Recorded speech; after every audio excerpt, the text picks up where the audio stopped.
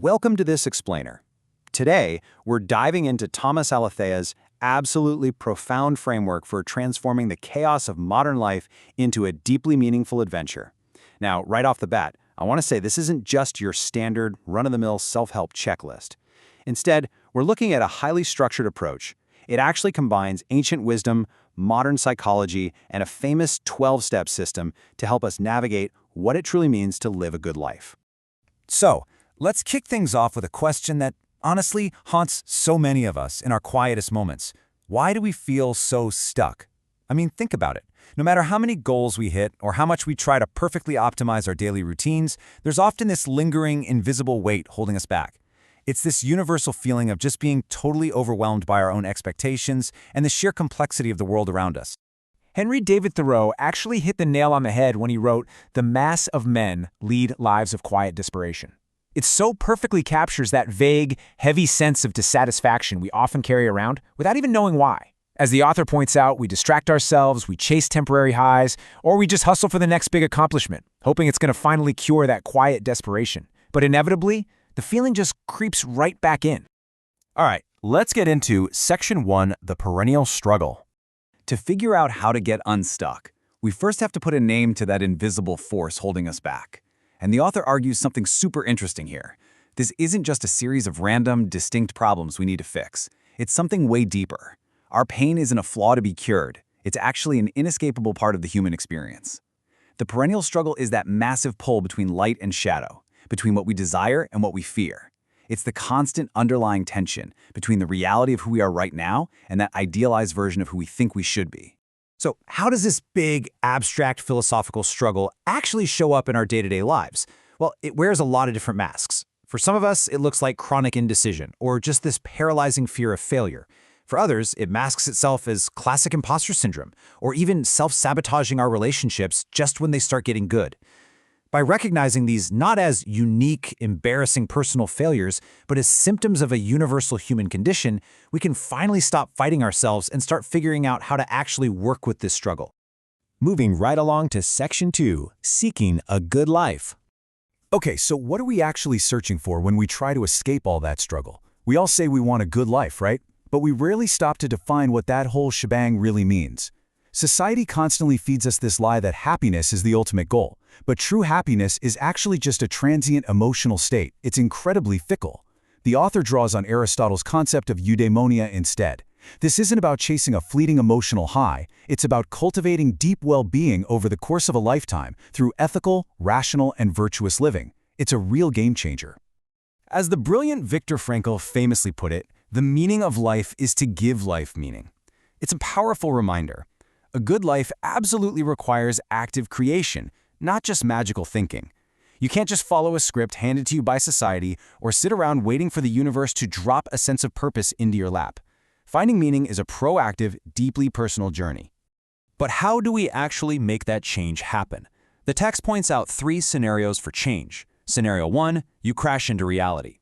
Think of it like literally walking right into a closed glass door because you just weren't paying attention. Scenario 2, reality crashes into you. This happens through uncontrollable, massive events, like a sudden illness or a global economic downturn. Now, since reality always wins, it's literally like crashing a car into a freight train, we have to choose the third option. We must choose to proactively participate in reality to foster change. We become partners with it, like a surfer riding a massive wave, rather than just letting it crush us.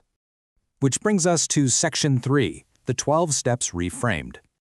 Now we're going to flip your expectations a bit and introduce a totally universal toolkit for navigating that reality. You've probably heard of the 12 steps when it comes to addiction recovery, right?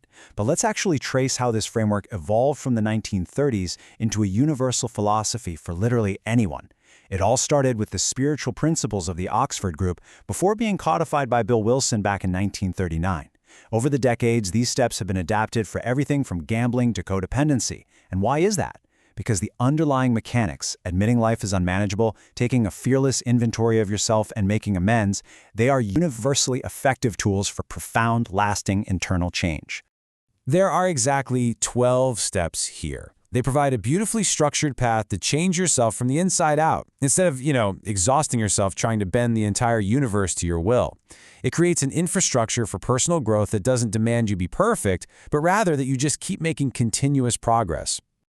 What's absolutely crucial to see is how broadening just the very first step completely reframes the entire system for anyone feeling overwhelmed. Changing powerless over alcohol to simply admitting that life is unmanageable, wow, that is a profound starting point for all of us. It's an admission that, hey, we are not gods, we don't have total control, and whatever strategies we're using right now just aren't working. It throws the door wide open to asking for help and actually seeking a new way forward. Let's level this up in Section 4, The Hero's Journey. To really grasp the sheer power of this 12-step framework, we can actually overlay it right onto Joseph Campbell's famous hero's journey. This takes your personal growth and maps it directly onto an epic, mythic arc, turning what feels like ordinary self-improvement into a literal adventure. Step 1 is the call to adventure, leaving your comfort zone. Steps 2 and 3, that's crossing the threshold into the unknown. Taking your personal inventory in steps 4 and 5 is the ultimate challenge of facing your inner demons. Steps 6 and 7 represent the transformation, the death of the old self. Steps 8 and 9 are the atonement, cleaning up the wreckage of your past. And finally, steps 10 through 12 are the return home, where you bring your new wisdom back to daily life to make the world a better place. Joseph Campbell actually concluded, "What I think is that a good life is one hero's journey after another." The huge takeaway here is that transformation, it isn't just a one-and-done checklist. Actually, scratch that, it's more like a continuous, lifelong cycle of growth, loss, and discovery. As you move through life, you will constantly be called to leave your comfort zone, face totally new realities, and integrate new wisdom. All right, let's tie it all together in Section 5, Doing the Work. So how do we apply this epic structure to our daily, on-the-ground reality? How do we take all this grand philosophy and actually get unstuck? Well, the author points us straight to the cognitive triangle, which connects how we think, feel, and act. Changing any single point on this triangle literally changes your life. If you change your actions, say by actively working a step or making a sincere amend, it shifts your feelings and your thoughts. If you challenge a deep core belief, your feelings and your actions are naturally going to follow suit. Because here is the truth. When things change inside you, things change around you. The universe isn't going to magically rearrange itself for your convenience, but your perception of it, that will profoundly shift once you do the inner work. You don't work the steps to change the world, you work them to align yourself with reality, and suddenly, almost inexplicably, the world feels completely different. Now there are some key guidelines to keep in mind while you're doing this. First, the steps are simple, but man, they are not easy. They demand rigorous honesty. And remember, we're aiming for progress here, not perfection. I absolutely love this analogy from the text. You can set the stage with knowledge and wisdom, but it's just like planting a garden. True rebirth happens organically when you stop trying to control it. You dig the hole, you plant the seed, you water it, you do the work, but you cannot literally force a seed to germinate. You have to step back and allow change to happen. Whenever you start feeling lost or totally overwhelmed, asking yourself this one simple question is a total game changer. What step are you on? The source actually shares this great little story about an old-timer named Pete. Whenever people came to him spiraling with a problem, Pete would just calmly ask, "What step are you on?" It's brilliant. It immediately stops the anxiety spiral and hands you a concrete, practical action to take right in that moment. To actually move forward, you have to build a solid foundation of fully accepting exactly where you are right now. You are here. Think of it like looking at a giant complex map in a massive state park or a labyrinth. Staring at that map doesn't help you at all until you find that little red dot that says, "You are here." By acknowledging your exact reality without any judgment or denial, you finally actually have a starting point.